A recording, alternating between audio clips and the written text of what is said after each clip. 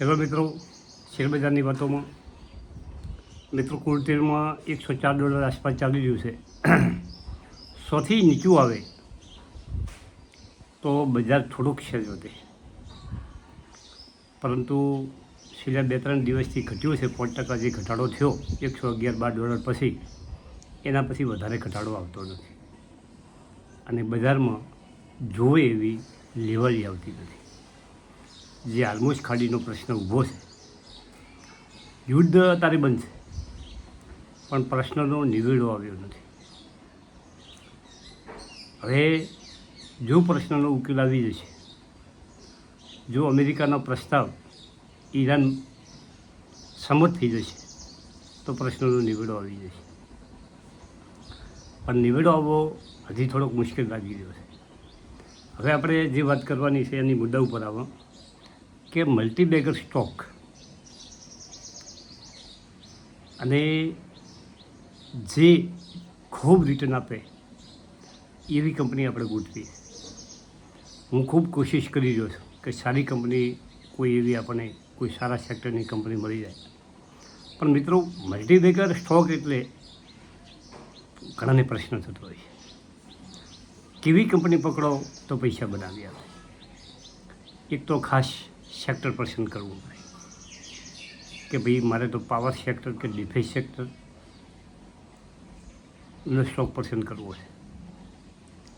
તો પછી એમાં જે નાના સ્ટોકો છે, પણ એમાં જે કામગીરી છે એના ઉપર ભાર મૂકવો પડે. પોટેન્શિયલ એ શેરમાં કેટલું રહ્યું જોવું પડે. મેં એક કંપનીનો શેર ખરીદ્યો હતો. એ શેર કંપનીનું શેર કેપિટલ 4 કરોડ હતું અને ફેસ વેલ્યુ 10. એટલે કે કંપનીએ 40 લાખ શેર બહાર પડેલા હતા. પછી કંપનીએ બોનસ આપ્યો, એક શેર અમે બીજા 2, એટલે શેર કેપિટલ વધીને 12 કરોડ થયો. 4 તરી 3 કરોડ, એટલે શેર થઈ જાય 1,20,00,000 લાખ. હવે કંપની બીજી વખત બોનસ આપે 1 તો શેર કેપિટલ વધીને થઈ જાય 24 કરોડ. આ રીતનું ઓછા શેર બહાર પાડેલ હોય અને શેર બહાર પાડેલ હોય એમાં પ્રમોટર્સ પાસે કેટલા શેરો છે મિત્રો. પરંતુ હવે હમણાં પ્રશ્ન એક ભાઈએ કર્યો કે સુઝલોન એનર્જી, ભલે એની કિંમત નાની દેખાય છે, પણ કંપની બહુ મોટી છે. ફેસ વેલ્યુ ₹1 છે. એટલે કે ધારો કે 500 કરોડ એનું શેર કેપિટલ હોય તો કંપનીએ, આ તો દાખલો છે, 500 કરોડ શેર બહાર પાડેલા હોય.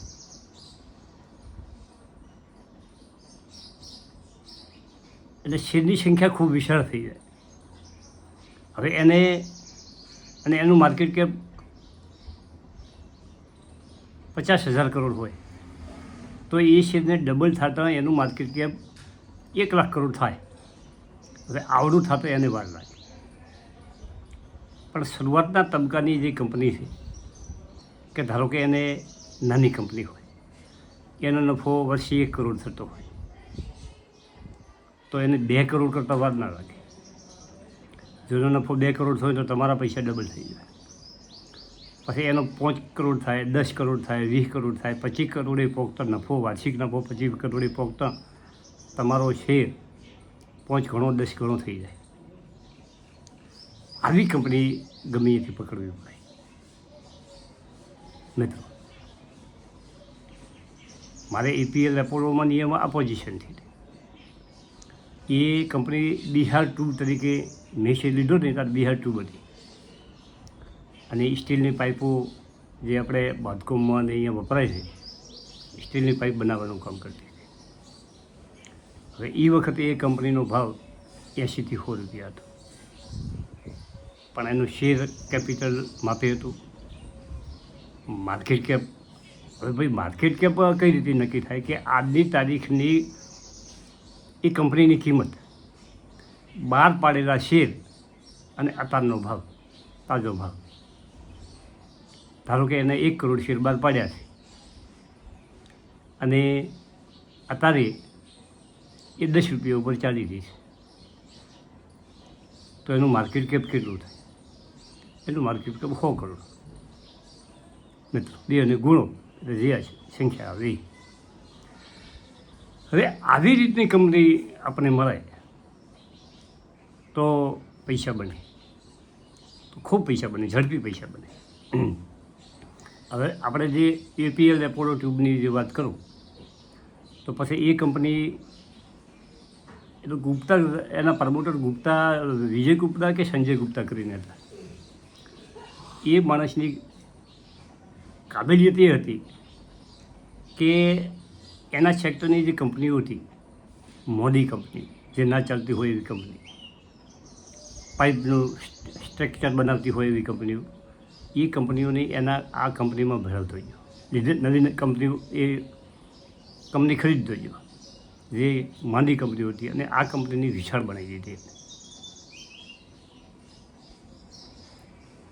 અને પછી એનું નામ બદલીને APL એપોલો ટ્યુબ તરીકે એનું નામ રાખ્યું. પછી કંપનીએ બોનસ શેર આપ્યા, પછી એની સ્પિરિટ કર્યા, અને જે શેરની સંખ્યા હતી એ શેરની સંખ્યા વધી, ભાવ વધી ગયો. આવી રીતે કંપની પકડાય તો તમને મેળવે. મેઇન વસ્તુ આવી તો આને મલ્ટીબેગર કહેવાનું થાય કે ખૂબ ગજબ રિટર્ન આપી દો. તમે શરૂઆતના તબક્કામાં તમારા હાથમાં આવી 1-2 કંપનીઓ આવી જોઈએ અને તમે 10-1 વર્ષે આને રોકી રાખો તો શેરબજારમાં તમારા પૈસા ઢગલો બની જાય. પછી મોટી કંપનીમાં તમે રોકાણ કરો, સારી કંપનીમાં રોકાણ કરો, એ તમને દર વર્ષે સારું ડિવિડન્ડ કંપની આપતી હોય, ડેપોઝિટ રાખો એટલે કંપનીનો શેરનો ભાવ વધી જતો હોય, એ બધું તમને બેનિફિટ મળે જતા હોય. પરંતુ જે 20 ગણા, 25 ગણા, 50 ગણા, 500 ગણા એ એક મોટી કંપની ના કરી શકે.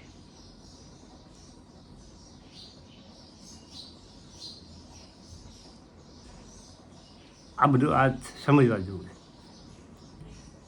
પછી હવે આવી કંપનીઓ પછી તમારે એમાં નેગેટિવ પોઈન્ટ પણ ઘણા હોય કે એ કંપની, નાની કંપની પકડો નહીં વધે જાય એવું જ નથી હોતું. નાની કંપનીઓ ઘણી પકડી અને નાની કંપનીઓ બંધ પણ થઈ ગઈ. એવા પ્રમોટરો ભેળાઈ જાય એટલે બધું ઘર ભેગું કરીને કંપની હરીકી નાખે. આવું પણ બને.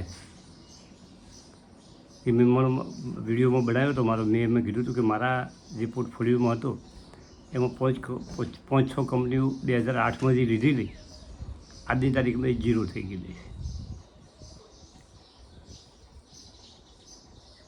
એટલે એનું સ્ટ્રેડિંગ થતું નથી, બંધ થઈ ગઈ. આવું થાય. એટલે બહુ સાચવેત રહી અને તમે આગળ હેડો તો શક્યતાઓ વધી જાય. અને મારો તો વિડીયો બનાવવાનો પર્પઝ એક જ છે કે કાળજી રાખો તો શેર બજારમાં પૈસાનો ઢગલો પૈસા છે, ખૂબ પૈસા છે. પણ ઓમાં ઘણા કમાઈને જોઈએ છે અને ઘણા ખોઈને જોઈએ છે. એના માટેનો આપણે એક વિડીયો બનાવીશું બીજો, કોણ ખોઈને જાય છે અને કોણ કમાઈને જાય છે મિત્રો. ચલો, થેન્ક યુ, આભાર.